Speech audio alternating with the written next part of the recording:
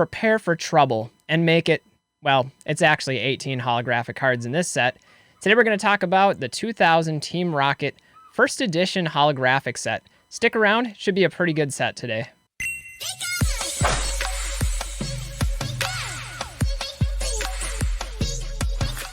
Hi everybody, I'm Pokemon Classics, reminding you that the classics never go out of style. Today we're going to take a look at a set that has a lot of nostalgia for me. One that actually came out right when I started running and participating in our local league. This is the Team Rocket set. It was from 2000, and this was the first set that featured dark Pokemon, so definitely some unique features to this one, and there's some really heavy hitting cards in this set. Let's take a look at the first card. Alright, so the first card in this set is Dark Alakazam, and Alakazam is personally my favorite out of all of the Pokemon. He's wielding the spoons, he's got this beam of light coming in.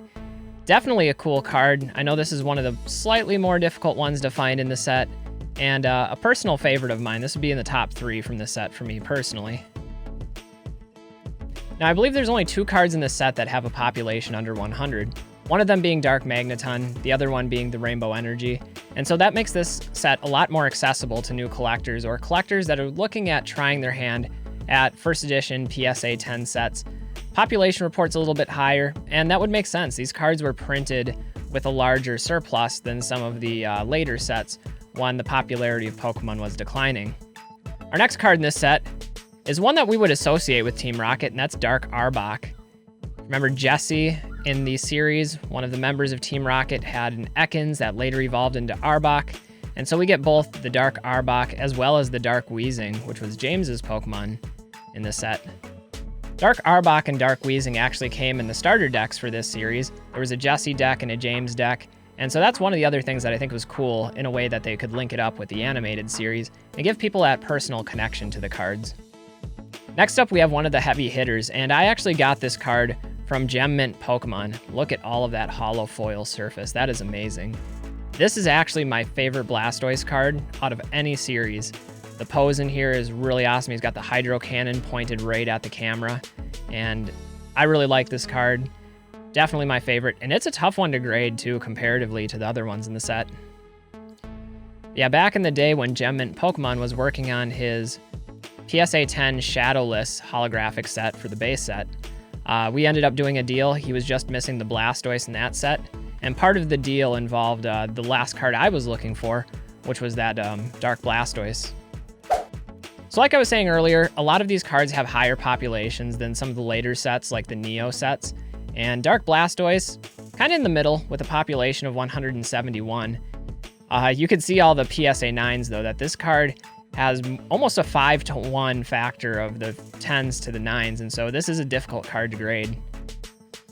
We can throw out that one outlier up there at the top at $15,000. I don't know what's happening there. But pretty steady price here in the roughly $3,000 to $4,000 range. We have to go back a ways to find one that sold if we're looking at the data. As I've already mentioned, it's one of my personal favorites from the set. Love that Dark Blastoise. Now on the other hand, the one that gets all the attention is the Charizard. Dark Charizard. I believe this was the 3rd Charizard released from Wizards of the Coast. There was the original base set 1, then base set 2, and then we got Dark Charizard. Wizards of the Coast would go on to release some more Charizards, and this one to me was never one of the more playable cards for him. The HP obviously lower than base set, the attack not nearly as helpful. I mean, Nail Flick for 10 damage. I don't know. Nevertheless, you can't go wrong with a good Charizard. The iconic Pokemon of the entire series. It's the card that people think back to when they think of Pokemon cards. They think of Charizards, so that one's also cool to have in the collection. So looking at our population report for Charizard, clearly we can see that there's quite a few available, with a population of 439 in PSA 10. It's not the most scarce card out there. Nevertheless, the demand is pretty heavy. I mean, this is a Charizard, and so that elevates the price points a bit. Now, this card we have seen come down in price since its peak in October, and right now they seem to be settling around the $5,000 to $6,000 range, which is still a pretty good growth from just a year ago. I mean, I would never count out Charizards. I think Charizards are a fairly safe investment. Yeah, there's going to be a little bit of volatility throughout the market with its growth points and its corrections and retraces, but it's always going to be a card that holds some level of demand amongst collectors. Going back to back with the heavy hitters, we get Dark Dragonite. And I know there are a number of collectors out there that just love Dark Dragonite and the Dragonites in general. And Dark Dragonite was a pretty playable card. The Pokemon powers for this whole family made it easy to find the Pokemon that you need, the evolutions that you need, and really power them up quickly. So I remember using this card back when I used to play. Now, one of the Pokemon that I know isn't a lot of people's favorite is Dugtrio. However, the Dark Dugtrio is actually one of the more difficult cards to find in this PSA 10 set. And I'll show you guys the population on this one too.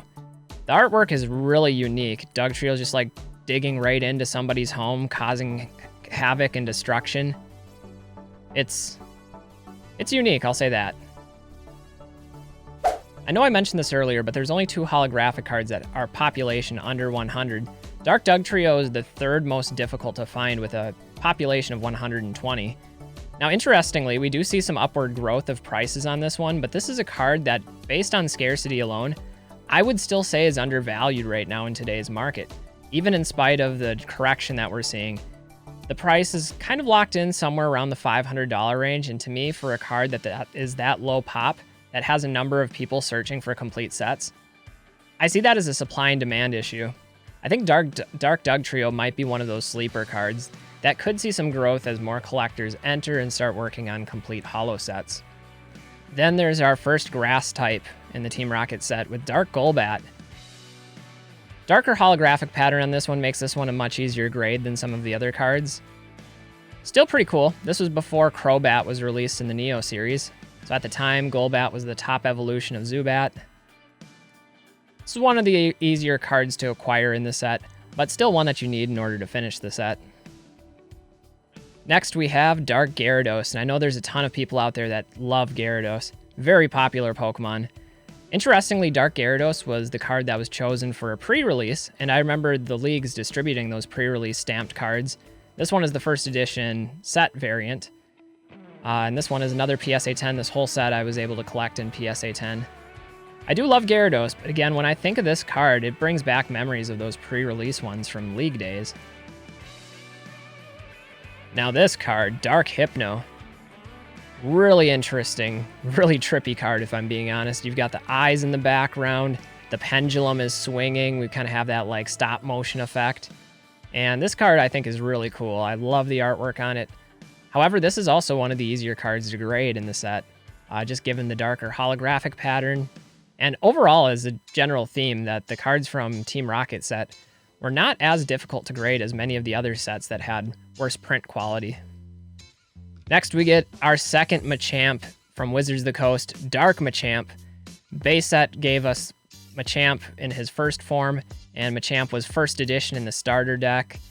There was a shadowless version, a non-shadowless version, and in order to find the non-first edition base set Machamp, you really had to go into the trainer decks, and those are very difficult to find. Nevertheless, we got Dark Machamp. And the back side of this one also looking very crisp and clean.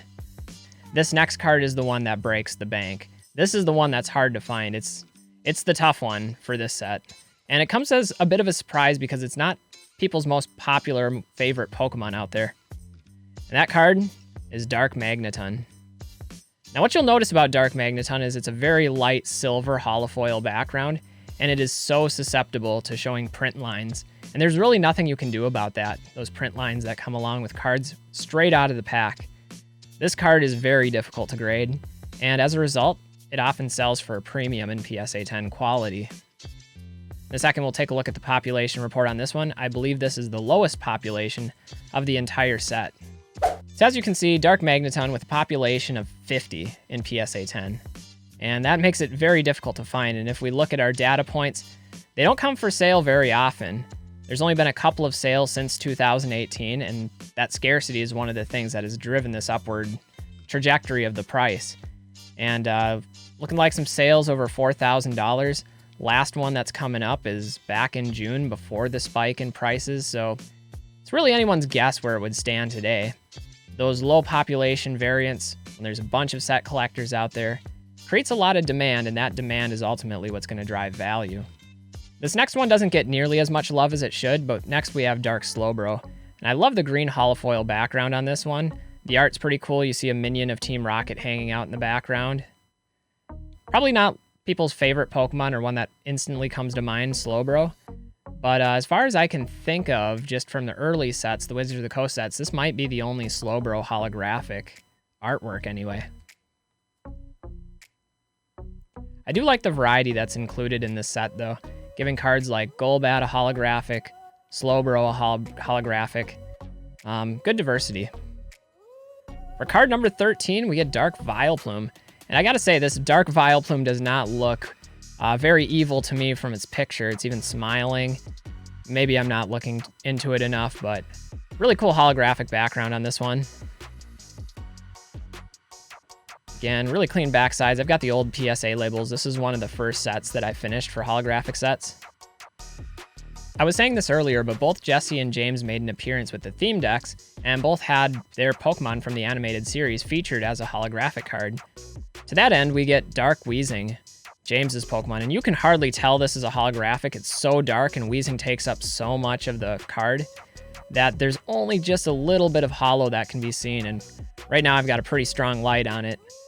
And even that barely shows just a little bit of holofoil in the corner. That makes this one of the easiest cards in the set to grade. Nevertheless, it is cool that they have both Jesse and James represented in the set. Speaking of representing Jesse and James, we also get Meowth and the whole gang together with a holographic trainer card. Here comes Team Rocket. And this was actually the first holographic trainer card released in any English Pokemon set.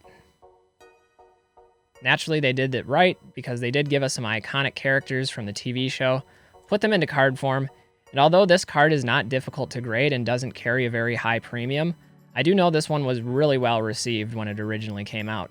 A lot of people wanted this because of the iconic nature of the artwork and the characters that are depicted. On a similar vein, we also got another holographic trainer in the set, and that's Rocket's Sneak Attack. And this one I know I was always disappointed with. Had no prior connection to the artwork for this one. It wasn't even very good in terms of playability, and it just seemed like a waste of a holographic, if I'm being perfectly honest. Nevertheless, if you're working on a set, you need to have all the cards in the set. You've got to catch them all anyway, right? So, nevertheless, that is one of them. In addition to having the very first holographic trainer cards, the Team Rocket set also introduced the very first holographic energy card in Rainbow Energy. And this card has a lot of holographic foil, and it's very difficult to grade. So here's the Rainbow Energy. You can see what I mean with all of that surface for holo, how much it pops. That just makes it very susceptible to the scratches and to the surface print lines that come right out of the factory. And this one, very difficult to grade. This is actually the second lowest population card in the holographic set. I was very fortunate to be able to pick up this one when I did. This one I was unable to send in for grading myself. I had to actually buy this one graded already. Nevertheless, we got this one out of the way. It is a tough one though. There you guys can see it has a population of 81. And that's a really small number, especially when compared to the 500 that exist in PSA 9.